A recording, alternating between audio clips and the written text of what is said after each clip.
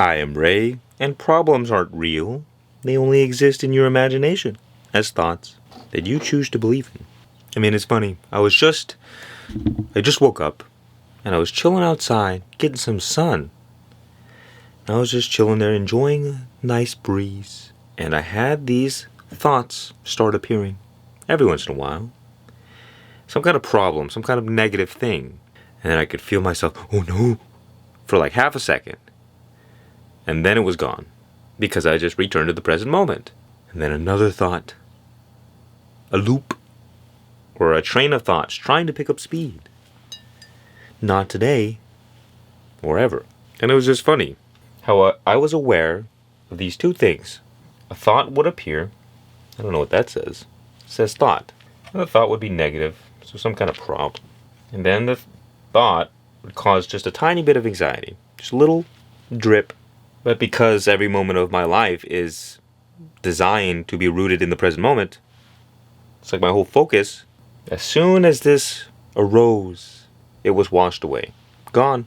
And I was left with peace and satisfaction, perfectly happy and content, just being, not doing anything.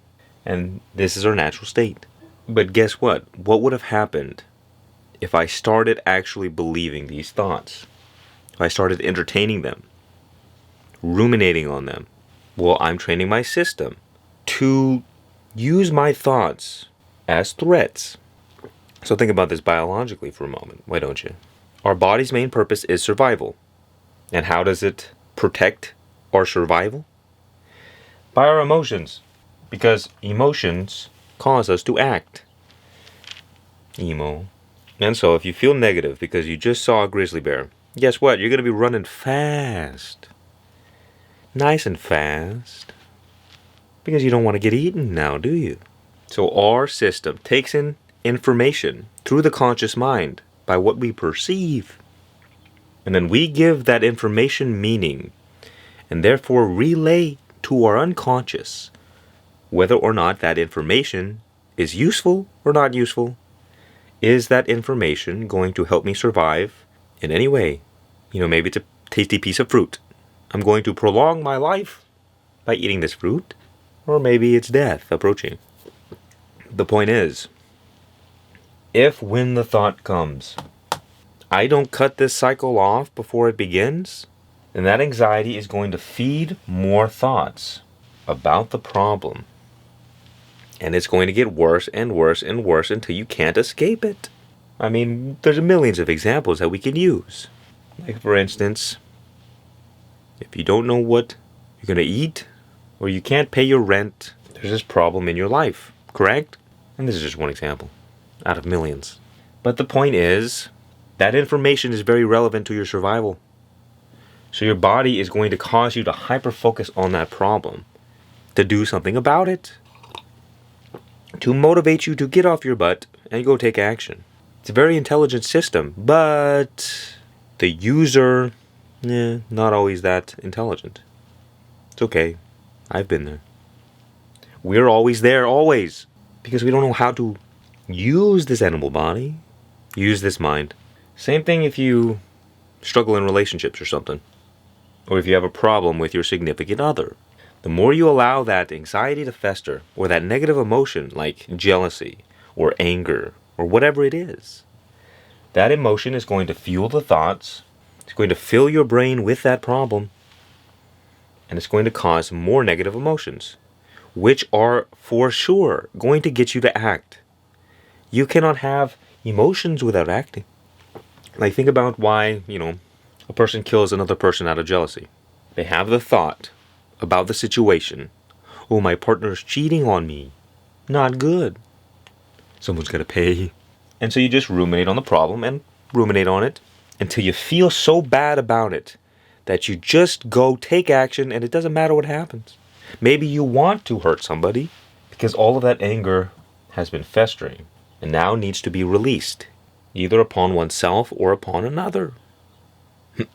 Now, if they were participants of our class, now in session, they would learn how to get rid of this anger by channeling it in a productive way. Let's think of another situation that you may be going through. let me telepathically read your mind. Yeah, I hear someone's having a problem with fish sticks. You like fish sticks? So does Kanye. I must have been Kanye that I tapped into. Darn it, Kanye. Let's say you have a big test coming up and you gotta study. Well, the more you think about that test, the more you're gonna feel anxious about it. And your mind's gonna go all over the place. Literally any problem that we face takes shape in the form of a thought. And we keep that thought form alive by feeding it our emotions. And the problem gets bigger and bigger and bigger until it just consumes your whole life. But there's a secret way of living. That's not so secret. That's just better. And that is a life of peace and satisfaction. Think about like an ocean storm. Storm. Did I say that correct? Storm. I'm not sure how many ways you can pronounce the word storm. But here we are. Look at waves. Big waves. But down here is stillness. Chaos up here. Chilling down here. And this is life. On the surface, because of our minds, we're in chaos all the time. Like the world of 10,000 things pulling us all over the place all the time. You wake up. You start thinking about what you got to do for the day. You start anticipating going to work or doing whatever. Then you start thinking of the conversation you had last night. Whatever. Then you start thinking, oh, what am I going to have for lunch? I like lunch. And then some problem arises. You read some email. Oh, gotta do this. Gotta account for this. Oh, another notification on my phone? Let's check it. Swipe, swipe, swipe, swipe. All day, swipe. Just pulled around by an infinite variety of stimuli. But how many are rooted in the silent stillness within you? Within them? Very few. You see, the storm is not a problem if you're rooted in stillness. The storm is a big problem if you're not. Because to you, the problems will feel so real and so devastating and so annoying and so frustrating that you'll just suffer. And as you try to figure out your problems, you're going to suffer. And then, a little bit of relief, finally. I'm free from this problem, and then another problem, and then another one. Life is never-ending problems. So, trying to deal with the problems is not an effective way of living your life. Because there's never going to become this point where you're just free from problems. Because you, as a separate individual animal, as a human being, you have all of these different desires and things you want to avoid. Think about a cat, for instance. Cats are avoiding everything because they're scaredy cats. What do cats want? They just want cat food and water, a little bit. Maybe a mouse or two. But as human beings, we want the world and everything in it. And well, if you've ever seen a nature documentary, everything is trying to kill us. So there's no getting off this hamster wheel. There's no getting out of this chaos, this storm, without transcending it. And to go up, you must come down. A sinking below. That is what this is. You're sinking beneath the storm. And also kind of rising above it at the same time. And this is literally how it happens. So you're sitting right here, right? You're here, I'm here, we're here. Everything's good. And on the surface of your reality, there are things happening.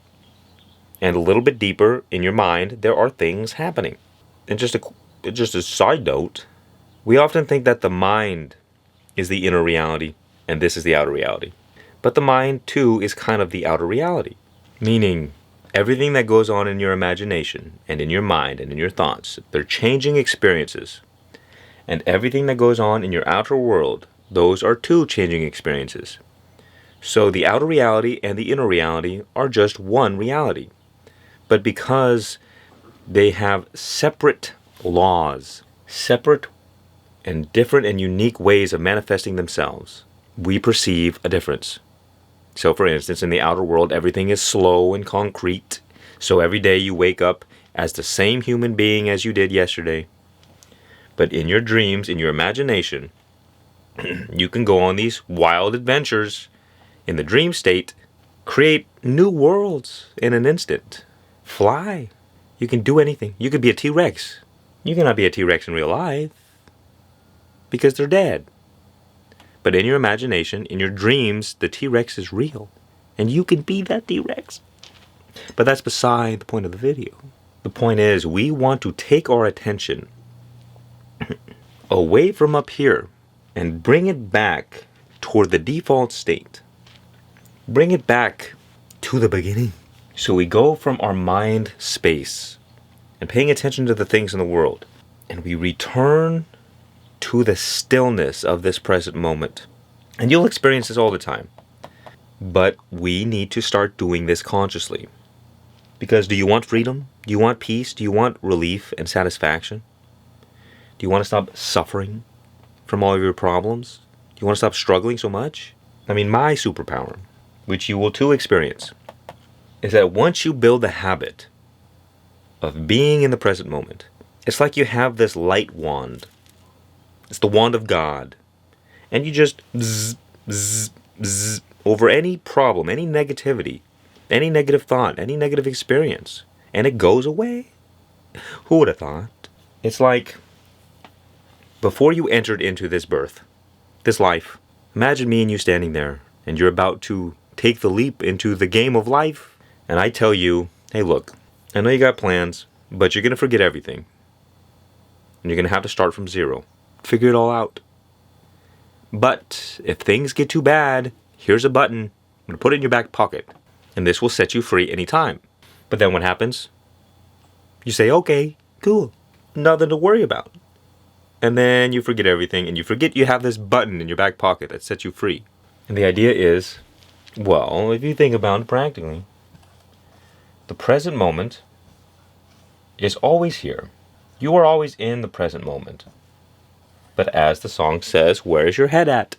So, for normal people, what we do, although I know we're not normal, we oscillate from chaos and the world stuff back to a little bit of presence.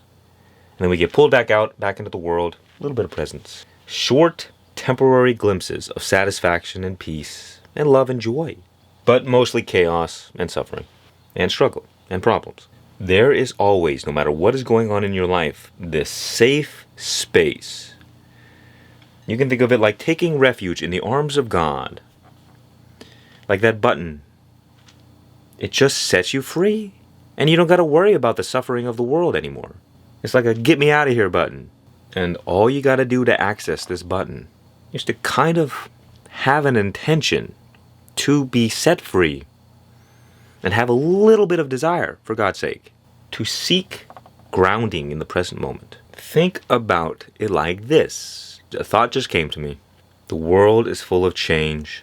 It's like an electric cosmos. And electricity is very dangerous and chaotic in itself.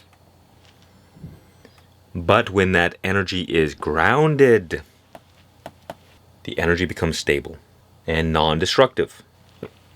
It's like they talk about Shakti and Shiva. Shakti is the dynamic expression of life. And Shiva is the divine silence, the stillness. It's the feminine and masculine polarity. And fellas, hey, so a little bit of relationship advice. If you understand this, you're golden. Shakti is this. It's like Mother Nature, the chaos, and often the destructive power. But when you take that Shakti, the dynamic aspect of life, and you ground it in this inner stillness, in this silence, you merge these two elements of existence, and you enter into divine harmony. And so naturally, the feminine is going to be kind of all over the place, a little bit chaotic. And as a man, you have to be like the Rock. Not Dwayne, but a divine rock. You are rooted in stillness. Therefore, nothing of this world can faze you. Because if, as a man, your woman can drag you into this chaos, she's going to destroy you. Because that's her job. And you, as the innocent little man, will be eaten alive by a force much greater than you. But if you can tap into the eternal stillness within you, there is nothing that has authority over you ever again. You are king. I am Ray. And it really doesn't matter if you're a man or a woman. You want to be able to integrate both these energies within you. Because this right here is never-ending problems. You have to get out of the storm. You have to find freedom.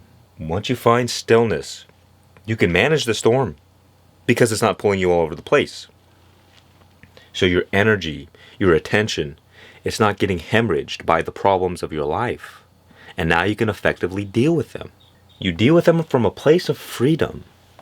And you'll see that they figure themselves out, the problems, a lot easier like this. Because imagine if a great big storm is happening and you're underneath the storm and it's windy and it's just blowing you all over the place. Well, what are you going to do in that situation? You're getting attacked from all angles. You cannot do nothing. Double negative. I don't care. So you must get out of the storm first, and now you can figure out what to do. And how to do this practically, all you got to do, as I said before, have a little bit of desire, but you have to set the conscious intention. You got to break the habit of always following your thoughts and believing them and entertaining them. Until you can have any thought, and it doesn't matter, and you can remain unfazed from that thought, wow, you're very powerful. And I'm talking about even the worst negative thoughts. You cannot be fazed by these things because Mother Nature is coming for you. The chaos is going to sweep you away and eat you alive if you're not careful. That is the job of Mother Nature. Mother Nature is designed to kill and destroy all that is unworthy and to give and nurture all who are worthy. And so we have to position ourselves as someone who is worthy so we're not destroyed by our own thoughts. So what you begin doing is you begin paying attention to your thoughts on a daily basis, and especially the words that you speak.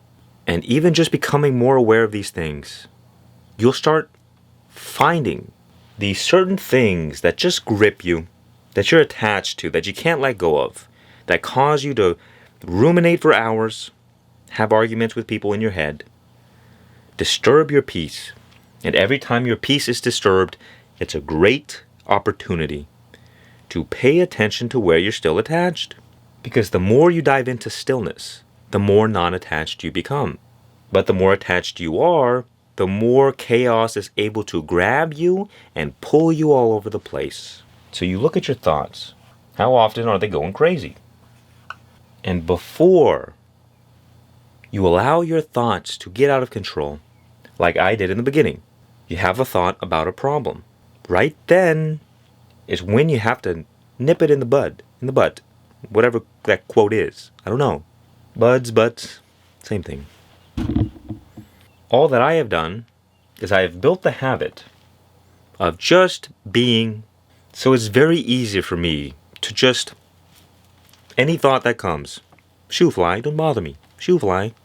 Any and most experiences, not a problem, not a problem. It's like somebody broke my window to my car the other day. I felt nothing, because it's only a problem if you believe it to be a problem. And of course, it gets tricky when you're super attached to a problem. Not that it's any fault of your own. But, I mean, think about it. If you can't pay the rent, that's a very pressing problem. That's going to disturb you, and there's nothing you can do about it.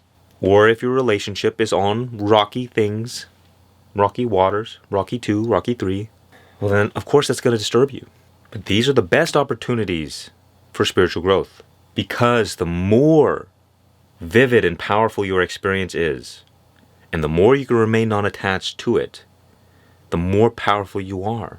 If you've ever heard of the Aghoris in India, they're like the last of a certain kind of Hindu monks, mystics, devotees of Shiva. And they meditate upon dead bodies, and they drink out of human skulls, and they eat dead bodies. They're cannibals. And most people in life will say, oh, well, that's pretty demonic. Why do they do that? But in truth, it's actually very advanced spiritual understanding. It is the act. What they do is the process of exposing themselves to extreme experiences to dissolve their attachments to this world. Because imagine right now, if you were meditating upon a dead body, what would you be thinking? You would be thinking, oh my God, gross, gross, gross. It smells. You'd be stuck in your head. You'd be looping all day. You would not be able to do that. But imagine if you could. What kind of human being would you have to be completely unfazed by that experience? Well, you'd have to be very powerful, because very few people are able to remain unfazed from negative thoughts and negative experiences. So you want some kind of practice that you can do every time your thoughts get out of hand. And it's got to be easy. It's got to be quick. And it's got to be something you can do anywhere at any time. And it's also got to be a lifestyle thing. I feel like a lot of people just practice things a few times and then they say, oh, it doesn't work. I don't think you understand the requirements for success. Success is simply doing the same thing over and over again until you see results. And if you don't see results, well, then you have to ask yourself, am I just not doing it long enough? Do I know it's the right thing to do, or am I uncertain? Am I rowing in the wrong boat? So what I would suggest, well, like I did, you first become aware of presence. And what presence is your natural radiance. So, spoiler alert, we are energetic beings. So we look down, we say, hey look, I'm a human being. This is what I am. I'm a human being. Or I'm a man. Or I'm a guru. But the true nature of our reality, if you experience it, and someday you will, if you haven't already, you are literally made up of energy. That's your true nature. You are a formless being, like a spirit, that's temporarily incarnating in this human body. So a big part of this is disidentifying with the body, with the mind, with our personality and our ego, and recognizing our true place or our true radiance as presence, our true nature as an energetic being, not a human. And the easiest way to discover this is in the mornings. Now I won't go too in depth, but every night you tap into the ocean of God, heaven, divine bliss. That is what happens in deep sleep, if you did not know this. Kind of unfair if you think about it. In deep sleep, you are not there to experience. But the experience that is divine ecstasy. The best and most powerful experience you've ever had. Every night, you taste this divine ecstasy because you are this divine ecstasy. But the mind covers it up. So every morning you will have this afterglow effect until the mind kicks on and sucks up all that life juice. So if you can remain in this halfway state between sleeping and waking every morning, and you can take your attention and focus it onto your body, what you will experience is a subtle radiance, and that is presence. Now, sometimes it can be stronger, sometimes it can be less. But when you wake up and you start doing things, the presence will seem to go away. So you want to use this short window to recognize what I'm speaking about. Recognize the presence, because it's not as easy when you're just going throughout your day. It's still possible, but you might just have a little bit more difficulty. The presence is always there, but to the degree in which we are aware of it determines, well, how much we experience it or not. And what you want to do, once you recognize it, once it clicks for you and you see and experience that radiance, it's like the sun experiencing its own light and its own warmth. What you do is you begin to hyper-focus on that radiance. Every time you have negative thoughts or are experiencing something negative, you take your attention and you focus it inward towards your body. And remember the storm in the ocean example. It's a falling into, to relaxing into your body. And what will happen is that every time that train of thoughts tries to pick up speed and you just say, nope, returning to the present moment. Maybe you can use your breath. The breath is the easiest way to tap in to the present moment. But you focus on that inner presence. You focus on your natural state of being. You stop feeding your thoughts and you start connecting with the true nature of what you really are. And it's all about where you choose to focus your attention, because if you focus your attention on thoughts, it will be easier to get pulled around by them the next time. And if you focus your mind on presence, on the present moment, on stillness, it will be easier to remain here. And it will be harder for you to get pulled around by your thoughts. And all it is a habit. You break the habit of thinking all the time. You build the habit of just being. And what happens is that you stabilize in this stillness.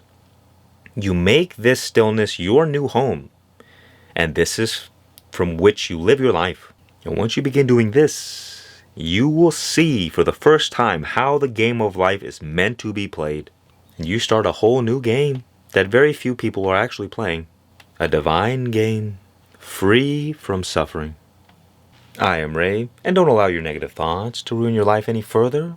Break free from the conditioning so you can start feeling the peace, the joy, the love, the relief that you've been looking for. Much peace and many blessings, and remember, just be